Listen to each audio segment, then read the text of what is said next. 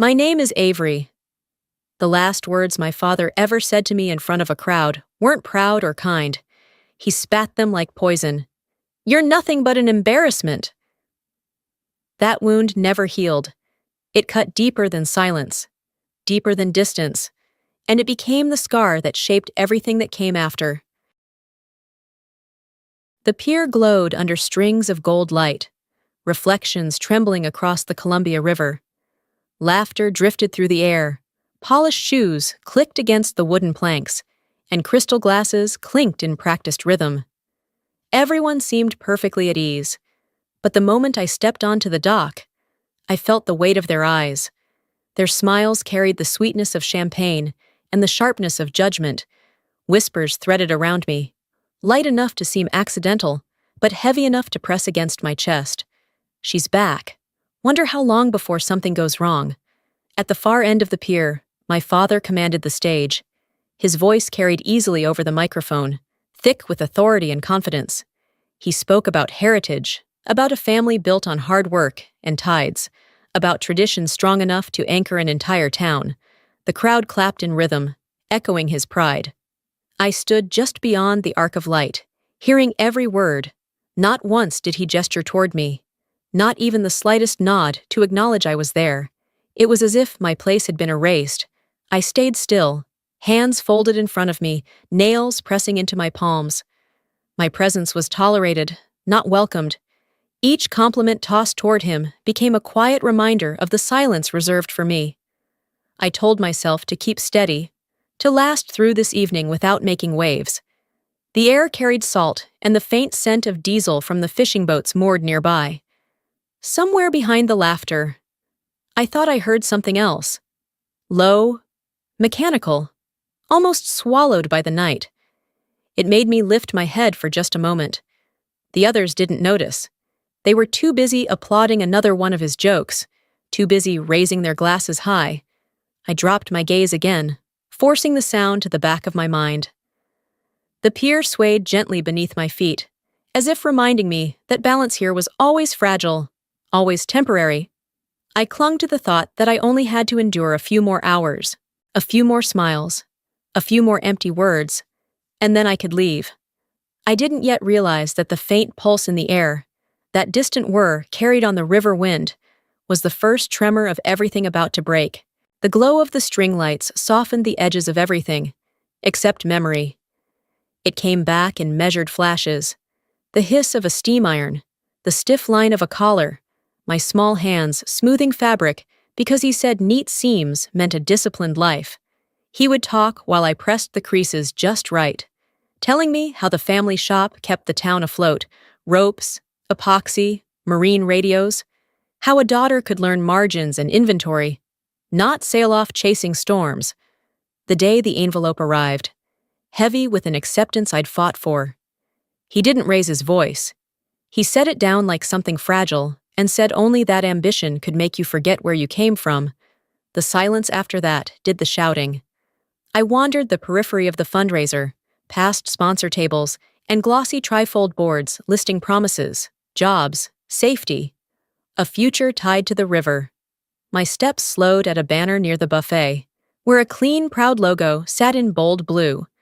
Tide Point Marine. The typeface was impossible to mistake. I'd seen it in a report once, the kind you don't skim, the kind that leaves a taste of metal in your mouth, attached to rumors about data irregularities around port traffic and autonomous systems. A volunteer adjusted the banner. Cheerful, oblivious. Thank goodness for Tide Point, she told another worker. Without them, we couldn't have paid for the stage. The words landed like cold water down my back. I looked at the stage, at the lights, the cameras, the perfect script my father had written for himself, and tried to imagine he didn't know. Maybe he'd never heard the whispers attached to that name. Maybe he'd heard them and decided they were the wrong kind of truth. I steadied a napkin between my fingers and stared at the logo until it blurred. If that company was woven into this night, then a line had been crossed without anyone saying so out loud. I knew how quickly a sponsor becomes a lever, how a contribution becomes a hand on the wheel, and if federal eyes drifted this way, as they might, as they often do, My last name wouldn't come with an asterisk. I could feel the pull already, not toward applause, but toward explanations no one here wanted to hear. Around me, the pier kept performing, music, laughter, the staged ease of a town that prefers simple stories.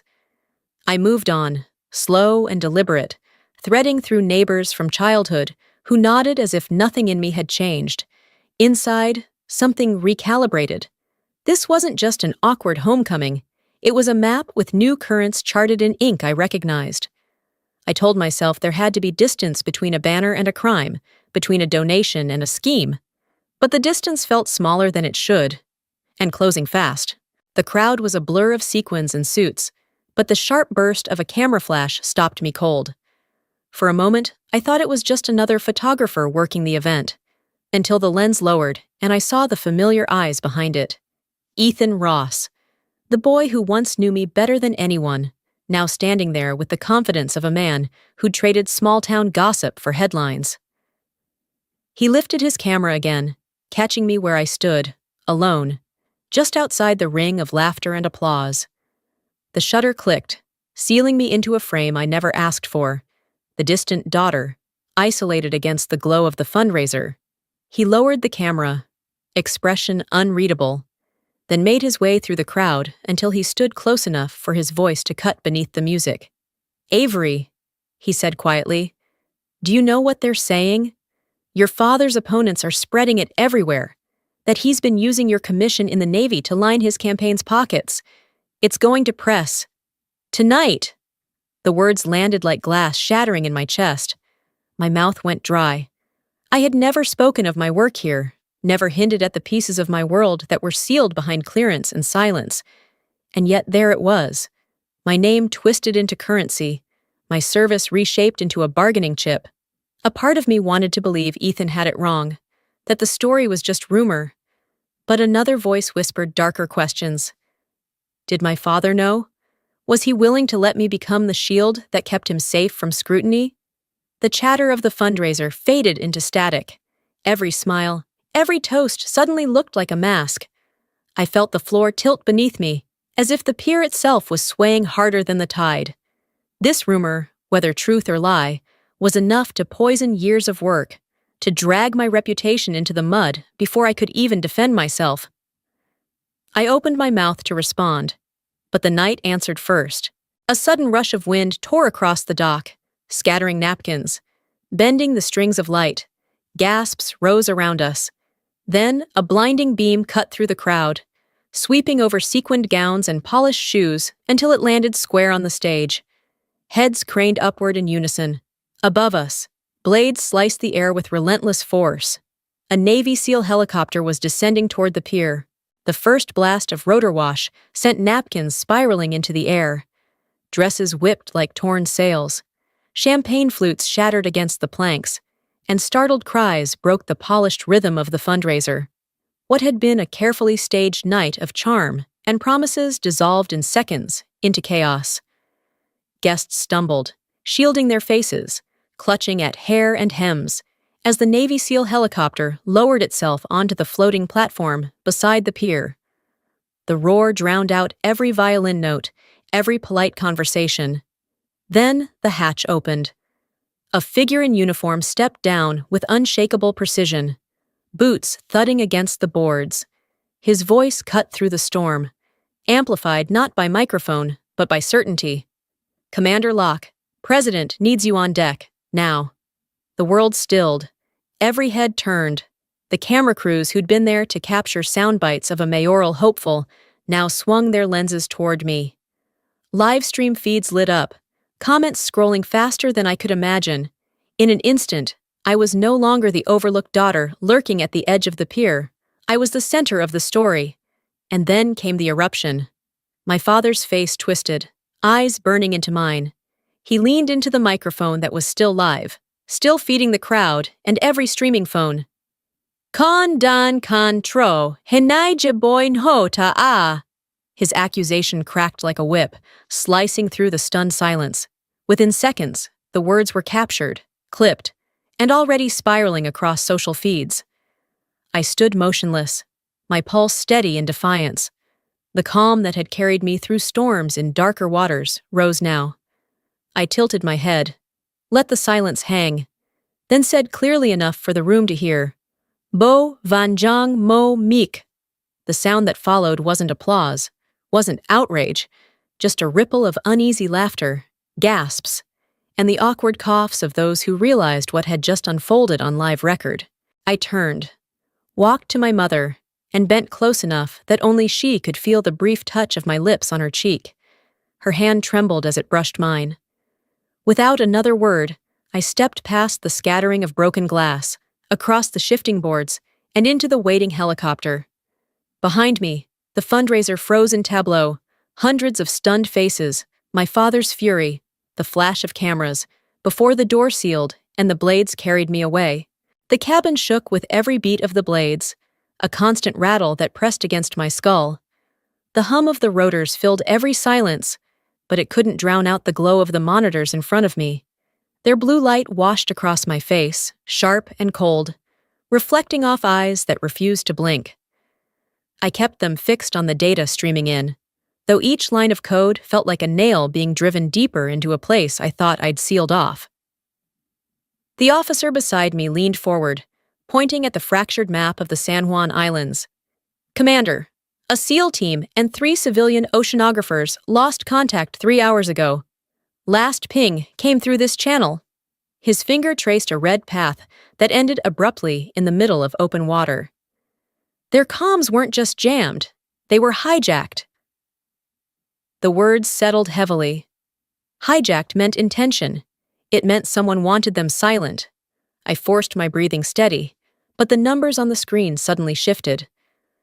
Amid the scrambled feed was a fragment that froze me. A single word buried in the false signature. Minnow. My throat tightened. Minnow had been my father's name for me, whispered when he still saw me as part of his tide, before I broke away. No one outside our family would know it. The implication was a blade in the dark. Someone in the House of Locke had let it slip. Or worse, fed it directly. The officer's voice cut back in, clipped and clinical. Ma'am, if we can't reestablish, NCIS will open an investigation. Tide points already flagged, with your father's campaign connected to them. He didn't finish. He didn't have to. My father's reputation, already fragile, would be dragged into the undertow, and with it, mine. Another officer typed quickly, eyes darting. Coordinates on the spoofed signal trace back to land. Astoria. He hesitated, then added, Near your father's headquarters. The cabin suddenly felt smaller, the air too thick. My pulse hammered against my ribs as the possibility twisted inside me. Was this carelessness or complicity? Either way, the truth was merciless. My father's world was now directly tied to the breach. I turned my face toward the window, where the fundraiser's glittering lights blurred and shrank behind us.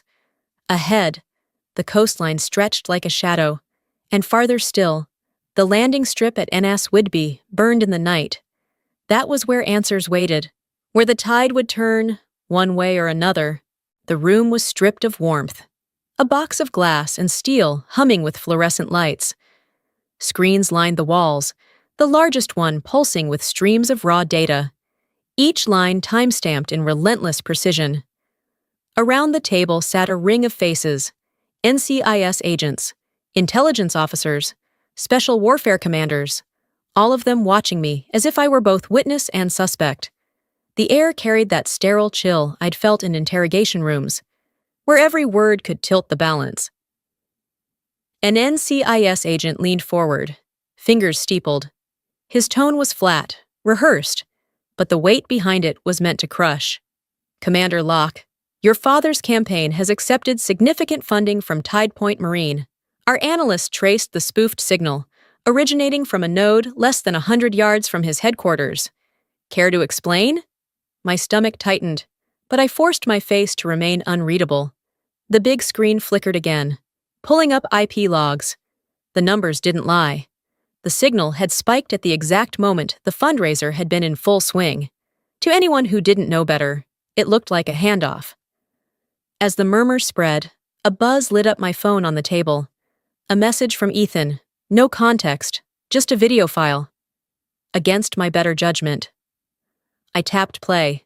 The footage was shaky, caught on a telephoto lens, but clear enough. The CFO of Tide Point leaning close to my father, lips near his ear, seconds before the helicopter descended. The way my father angled his head, the casual familiarity of it. It didn't scream ignorance. It looked like permission. A cold sweat gathered at the base of my neck. If I stayed silent, the room would brand me complicit. Another lock in bed with Tide Point. If I spoke, if I even hinted at the truth, my father's campaign would unravel in real time, and the man who had raised me, even in silence and anger, would fall. The weight of both choices pressed against my lungs. Around the table, eyes sharpened, waiting for me to flinch. I let the silence stretch until it scraped, then pushed my chair back. The legs screeched against the floor. I rose, spine stiff, voice cutting through the hum of electronics. "Activate dark window," I ordered. The words dropped into the room like a flare into deep water, lighting every face with shock. The command center dimmed to near black as every screen went dark. Only the faint glow of standby lights pulsed at the edges, like a heartbeat under glass. Static hissed through the speakers, jagged and uneven, punctuated by the occasional crackle of broken code. My order hung in the air, unchallenged. "Cut the lights! Let them think we're blind!" For a long breath, the silence was heavier than the storm outside. Operators worked by muscle memory, fingers flying across keyboards they couldn't fully see. The room vibrated with tension, a place balanced on the knife edge between control and collapse. Then the first jolt came. A comm tech shouted as sparks flickered across his console. One of the SEAL liaisons stumbled back, blood seeping through the bandage hastily wrapped around his forearm, shrapnel from the rushed reconnection attempt. The sight pulled me forward instinctively, but procedure was ironclad. I couldn't step in, not here. I had to delegate. My voice hardened, sharper than the static.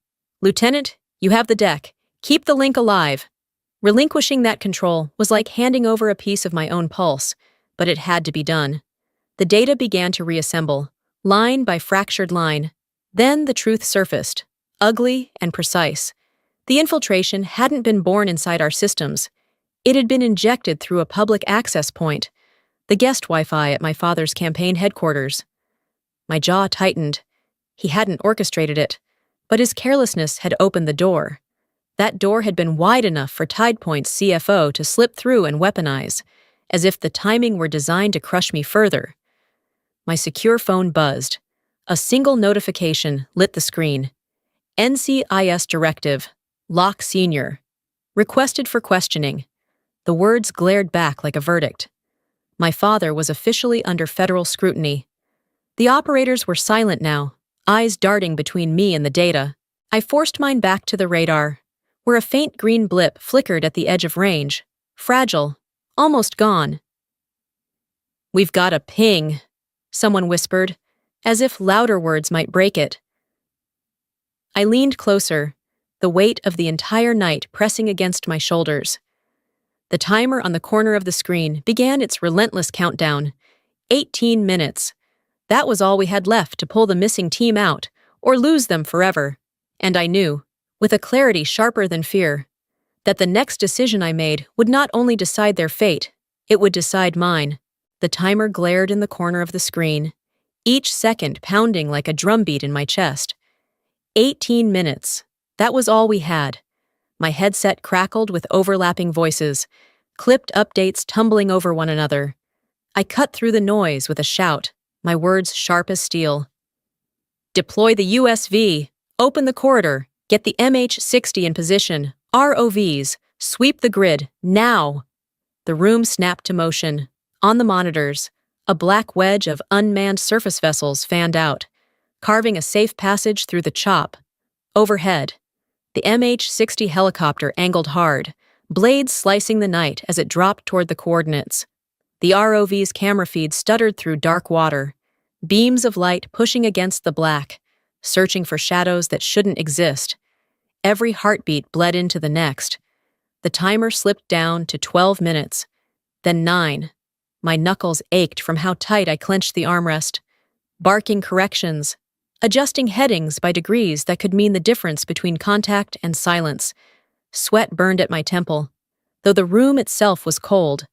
At the 7-minute mark, a voice came low through the channel, a whisper almost lost to static. "Ma'am, that's your window. Nothing more." The weight of it landed in my chest like an anchor. I nodded even though he couldn't see me, the truth of it ringing in my bones. The seconds bled away. 5 minutes. 3. The ROV's feed shimmered, light bouncing off metal not meant to be there. Shapes loomed, hull fragments, the faint glow of emergency beacons. 1 minute left. My throat tightened. Then, like a pulse beneath the ocean, a signal broke through. Vital signs. Alive. "Lock on," I snapped.